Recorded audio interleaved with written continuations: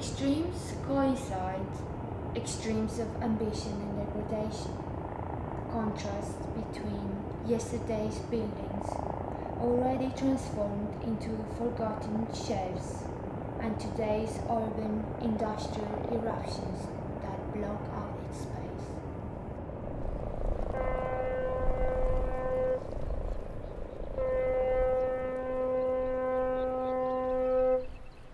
On this stage of cement, metal and concrete, cut out between two oceans, the North Sea and London, by a frigid body of water, the place composes a gigantic rhetoric of excess in both expenditures and production.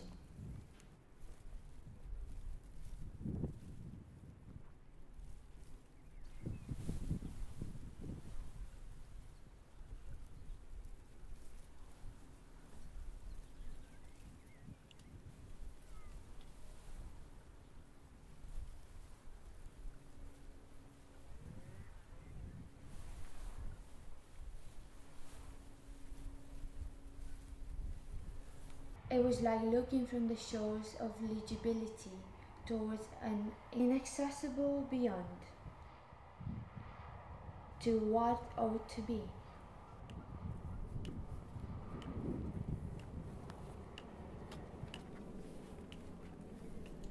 Are the stations the end of an illusion? Who is who?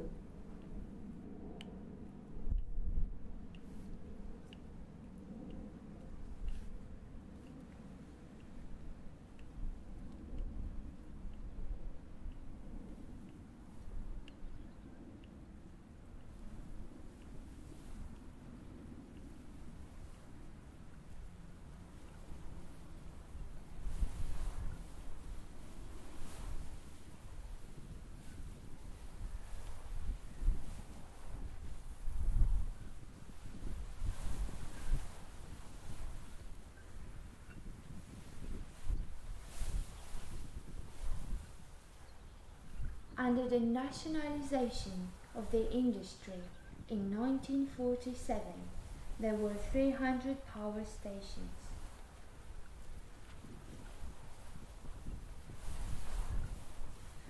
They were then built at an ever-increasing size during the following 30 years, to the point where by 1980s less than 100 were providing 4 times the output of the 300.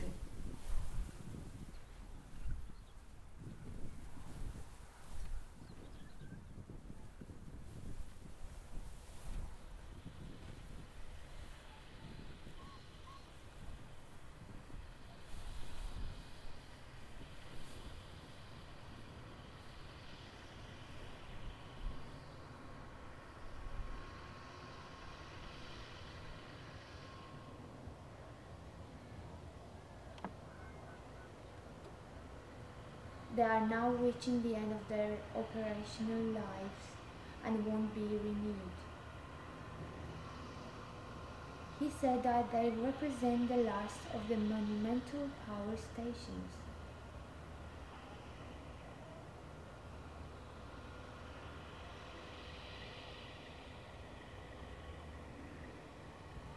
The proliferation of the national grid and its network of pylons meant that power didn't have to be generated near urban areas.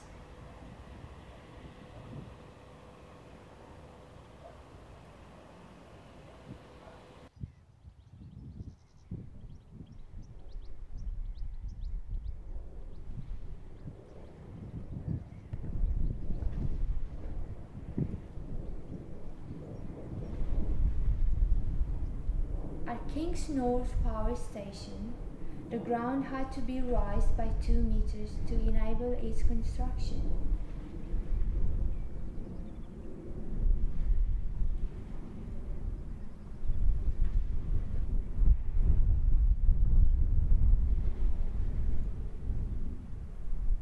He said that water was taken in from the south side of the station, utilized for cooling and discharged into a northeasterly flowing creek of water protruding from the station which joins the Medway downstream.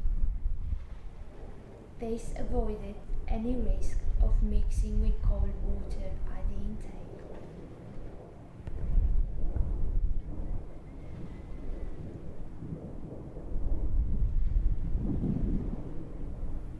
On Hoo, there is no requirement for the power stations to cool the water before returning it to the Medway, as it has a minimal impact on the temperature of the large volume of water at this point in the river, he said.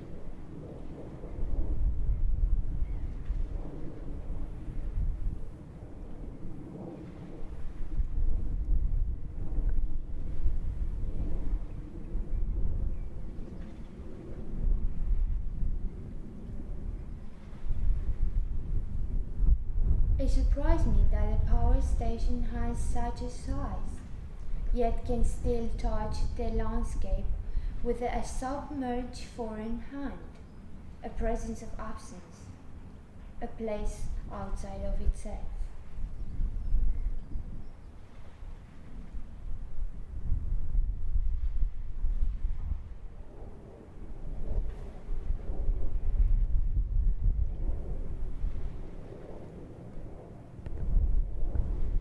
For some reason he insisted that their reliance on capital in the 90s and the start of the millennium had no reason to answer for youths who spent their formative years in post-crash ruin.